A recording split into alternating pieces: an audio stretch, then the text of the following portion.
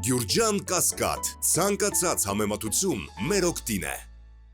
Ընդամենը ինչ է կատարվել։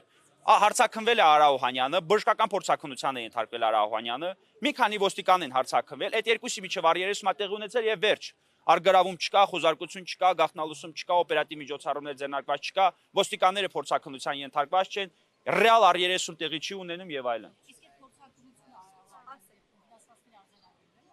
Այո։ Ես ցավում եմ, բայց քնիչը զանգահարում արդեն պիտի բարձրանանք, որպես ես հանգամանքներ չկապեմ։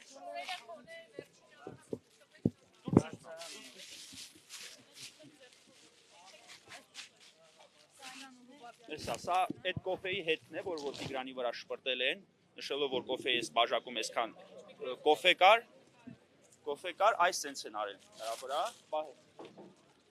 իսկ սա է շորերի վրա քերծվածներն ու հետքերը,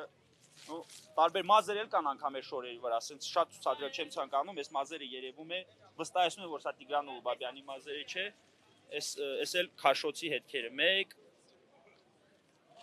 1, 2, սա արդեն փորձագետը կասի, ինչ աստիճանյա քաշված, թևերն էլ է երևում քաշված, Տիգրան Ուլուբաբյանը նշում է, որ այս